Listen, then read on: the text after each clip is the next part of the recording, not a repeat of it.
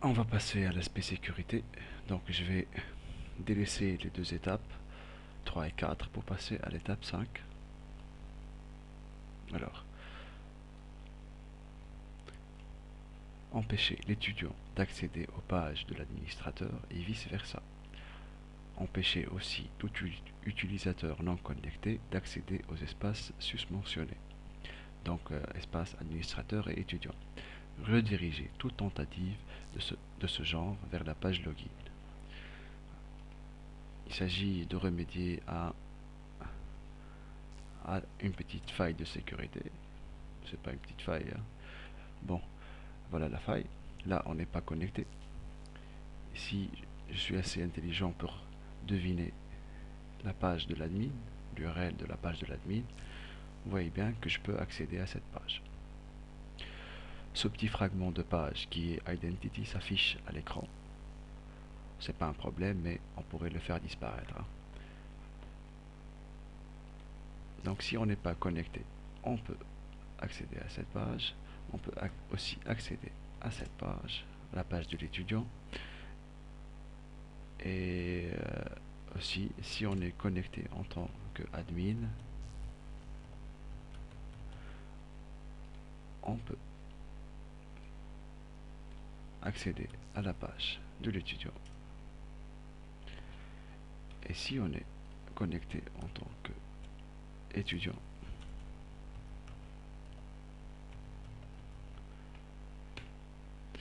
on peut, si on le veut,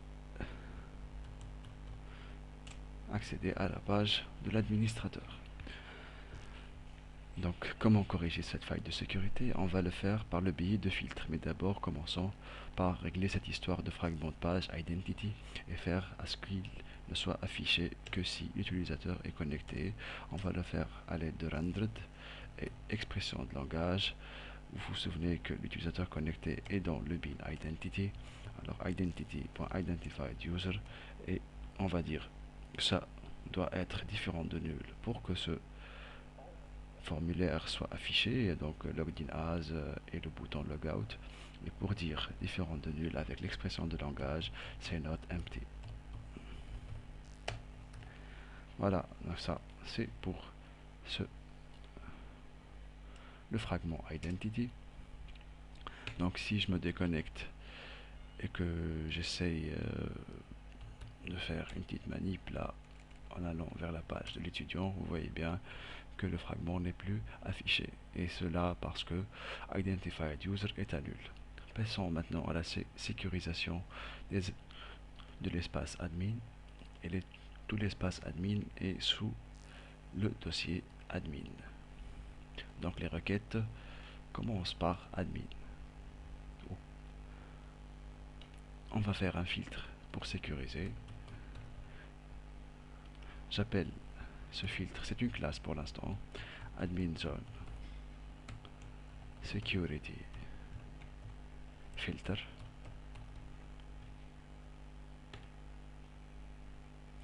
Admin zone security filter, c'est la classe que j'ai placée sous le package filter. Je vais dire à Java Server que c'est un filtre maintenant, donc avec la notation @webFilter. C'est la spécification servlet, hein, et non pas JSF. Et donc ce filtre va intercepter et examiner toutes les requêtes commençant par admin. Ça tombe bien puisque toutes les ressources de l'admin sont sous le dossier admin, sous le dossier web app. Je dois implémenter par la suite une interface filter JavaX Servlet, et je dois implémenter les méthodes de cette interface qui sont doInit,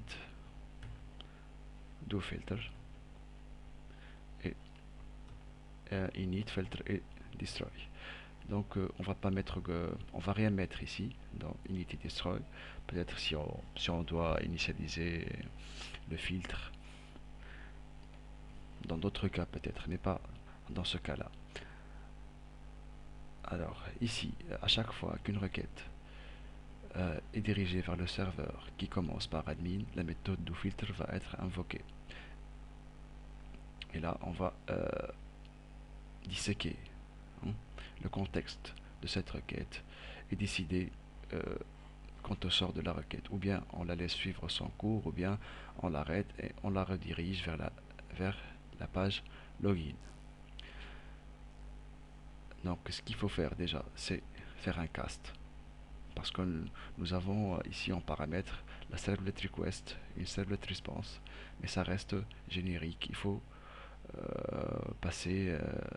faire un cast et passer en mode HTTP. Donc je vais caster en HTTP servlet request, la requête qui est passée en paramètre, appeler ça rec et mettre request. Là, j'opère mon cast. Pareil pour la réponse.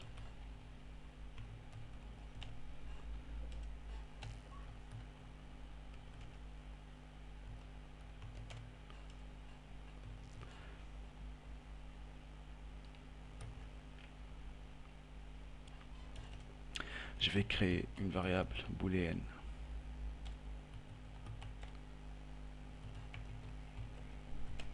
que je vais mettre à false. Je vais mettre du code ici pour décider si je laisse passer ou pas, dissection du contexte de la requête. Après, c'est selon ce que contient cette variable letgo. Si elle contient true, je laisse passer. Si elle contient false, je redirige vers la page login.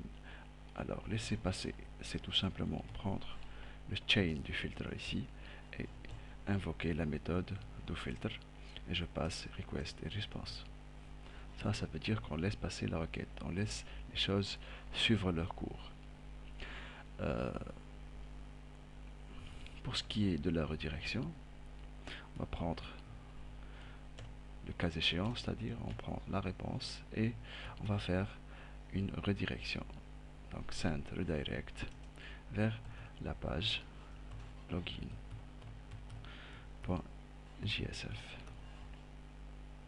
Et là, il faut mettre le début de la requête et on va le prendre à partir de la requête, donc request.get context path, auquel on va ajouter login.jsf. Comme ça, on a une jolie redirection. Passons maintenant aux choses sérieuses, c'est décider quant au sort de la variable letgo. Comment décider si on laisse ou pas passer une requête. Alors il va falloir deviner déjà, ou plutôt récupérer et voir s'il y a un utilisateur connecté et si cet utilisateur est bien un administrateur. Comment on va faire cela? Il va falloir aller chercher le managed bean nommé identity, et ça on va pouvoir le faire à partir de la session parce qu'il est de scope session. Donc identity bean, ce bean là que je vais nommer identity, je crée une variable locale ici et à partir de la requête je vais chercher la session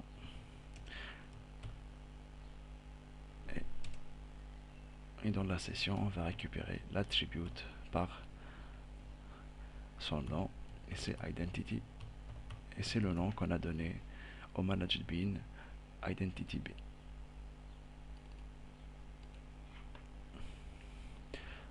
On récupère toujours des objets à partir de la session, donc il va falloir opérer un cast.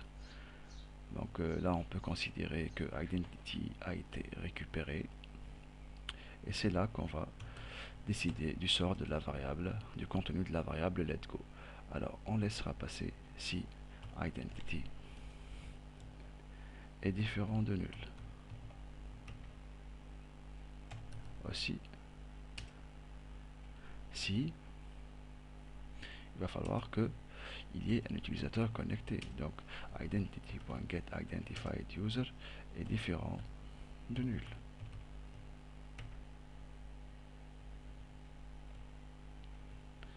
Et troisième vérification, il va falloir vérifier si l'utilisateur connecté a bien le rôle admin. Et ça, donc on va poser une question au managed bean nommé identity. Est-ce que l'utilisateur possède le rôle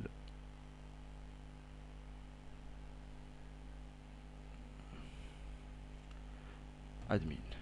Donc j'ai déjà mis la méthode en place. Alors comment fonctionne cette méthode? Déjà, pour la comprendre, il faut se mettre en tête qu'elle pose une question. Elle pose une question au bean identity. Elle lui dit: est-ce que l'utilisateur connecté possède le rôle admin? Alors côté implémentation, alors dans le managed bean identity bean, vous prendrez le soin de rajouter cette méthode. Alors voilà, cette méthode retourne un booléen, et ça c'est le rôle sur lequel porte la question. Le booléen, je l'initialise à false et je le retourne. Et là, c'est selon le rôle sur lequel se pose la question, j'opère un switch. Le cas où le rôle, la question porte sur le rôle admin. Qu'est-ce qui se passe ici? Dans réponse, je vais mettre le résultat de la vérification Identified User Instance of Administrator. Et dans le cas où l'étudiant est, où la question porte sur le rôle étudiant, dans réponse, je mettrai le résultat de la vérification Identified User Instance of étudiant. Voilà, j'espère que c'est pas trop compliqué. Là, vous prendrez le soin de rajouter cette méthode et de vous mettre en tête que c'est une question qu'on pose à l'identity bean, et cette question est paramétrée par le rôle. Et puisque nous avons deux rôles, admin et étudiant, il y a deux traitements possibles pour répondre à cette question. Voici le traitement si la question concerne l'administrateur, et voici le traitement si la question concerne le rôle étudiant. Donc une fois que ça c'est fait, on retourne à l'identity ici, au filtre de sécurité de la zone admin. Alors si tout ça est vérifié, donc si identity est bien récupéré, et si il y a bien un utilisateur là-dedans, donc quelqu'un est connecté, et si cette personne qui est connectée est un admin, dans ce cas-là, dans let go, on va mettre true. Sinon ça reste à false. Et si ça reste à false, redirection vers login.gsf. Si c'est changé à true, on laisse les choses suivre leur cours. Voilà, donc ça devrait suffire pour la sécurité, pour la sécurisation plutôt de la zone admin. Pour la sécurisation de la zone étudiant, c'est la même chose, donc je copie ce filtre là, je le colle sous le même pactage que son prédécesseur et je change ça en student zone security filter. Et une fois que c'est fait, je vais opérer un petit changement, deux petits changements. Alors le filtre il sécurise la zone étudiant, donc toutes les requêtes qui vont vers des ressources qui concernent l'étudiant sont placées sous un dossier étu, et ainsi donc toutes les requêtes allant vers l'une de ces ressources commenceront par étu, et elles seront interceptées par ce filtre. Alors une fois interceptées par ce filtre, ce qui a à changer ici, c'est le paramètre de la méthode hasRole, et on passe à étu, et puisque c'est étu qui est passé ici, on passe dans ce case là et on pose la question: est-ce que c'est bien un étudiant? La réponse est calculée et retournée. Reste plus qu'à vérifier si tout cela fonctionne bien.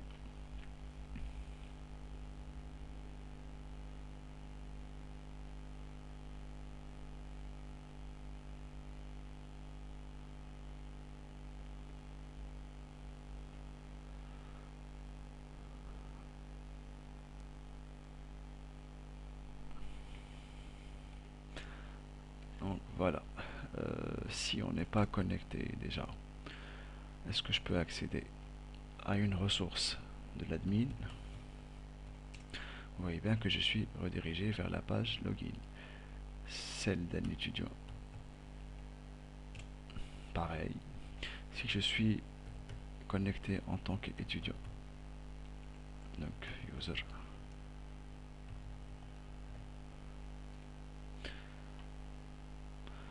est-ce que je peux accéder à mes propres ressources? Oui. Est-ce que je peux aller voir ce qui se passe? C'est l'administrateur.